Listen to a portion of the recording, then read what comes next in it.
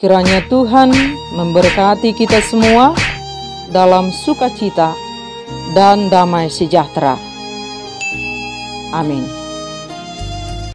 Bapak, Ibu, dan Saudara yang dikasihi oleh Tuhan Yesus Kristus, kiranya sukacita dan damai sejahtera di dalam Tuhan menyertai kita semua. Firman Tuhan yang menjadi renungan bagi kita, Lukas pasal 21, ayat 25 sampai dengan ayat yang ke-36, demikian firman Tuhan.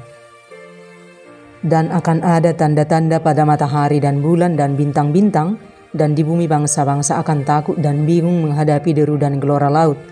Orang akan mati ketakutan karena kecemasan berhubung dengan segala apa yang menimpa bumi ini, sebab kuasa-kuasa langit akan goncang. Pada waktu itu orang akan melihat Anak Manusia datang dalam awan dengan segala kekuasaan dan kemuliaannya. Apabila semuanya itu mulai terjadi, bangkitlah dan angkatlah mukamu, sebab penyelamatanmu sudah dekat. Lalu Yesus mengatakan perumpamaan ini kepada mereka. Perhatikanlah pohon ara atau pohon apa saja. Apabila kamu melihat pohon-pohon itu sudah bertunas, kamu tahu dengan sendirinya bahwa musim panas sudah dekat. Demikian juga jika kamu melihat hal-hal itu terjadi, ketahuilah bahwa kerajaan Allah sudah dekat. Aku berkata kepadamu, sesungguhnya angkatan ini tidak akan berlalu sebelum semuanya terjadi. Langit dan bumi akan berlalu, tetapi perkataanku tidak akan berlalu. Jagalah dirimu supaya hatimu jangan syarat oleh pesta pora dan kemabukan, serta kepentingan-kepentingan duniawi, dan supaya hari Tuhan jangan dengan tiba-tiba jatuh ke atas dirimu seperti suatu jerat. Sebab ia akan menimpa semua penduduk bumi ini.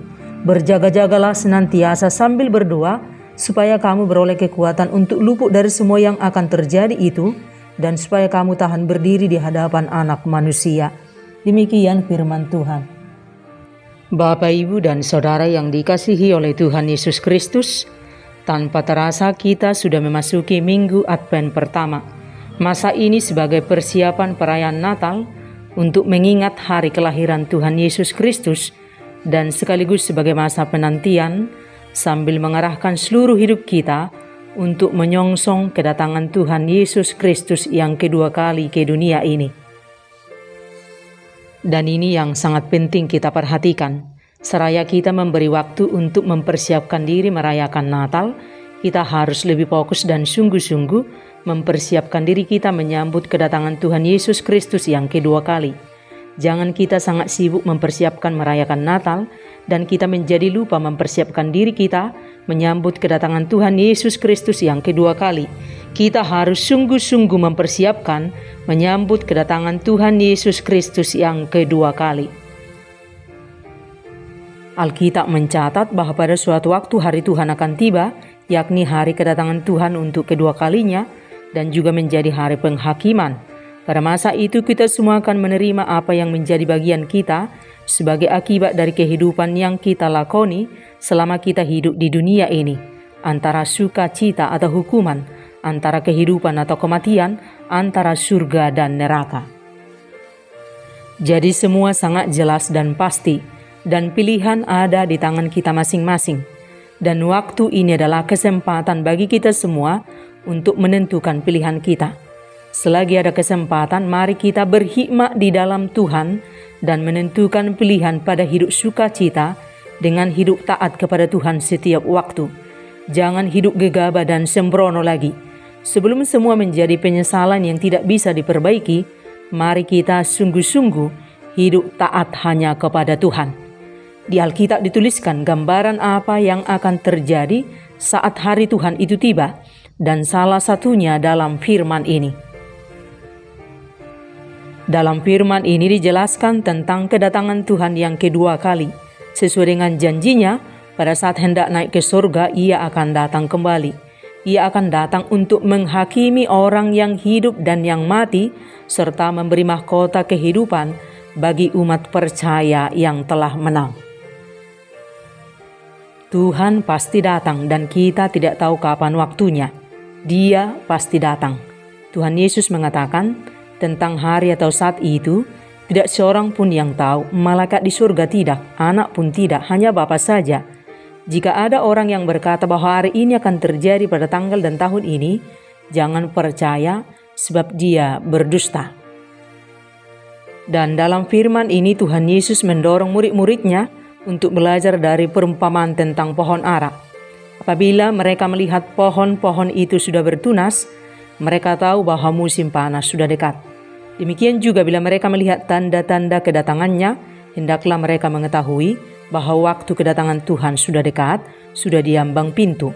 Tuhan Yesus telah memberitahukan tanda-tanda kedatangannya kembali, antara lain munculnya nabi-nabi palsu yang hendak menyesatkan manusia, terjadi penganiayaan berat, deru perang atau kabar-kabar tentang perang, gempa bumi di berbagai tempat, kelaparan dan penyakit menular. Injil diberitakan di seluruh dunia. Hari ini bersiaplah, berhati-hati dan berjaga-jagalah. Hiduplah dalam firman Tuhan dan tetaplah berdoa dalam roh dan kebenaran. Lakukanlah hari ini, sekarang. Jangan menunggu nanti setelah kaya, setelah berhasil, setelah tua, tetapi lakukanlah mulai sekarang. Selagi ada waktu, sebab tanpa kita duga, waktu kita boleh berakhir tanpa kita tahu. Bertobatlah hari ini dengan sungguh-sungguh dan terus mau dibaharui oleh Tuhan, supaya kita semakin serupa dengan Kristus.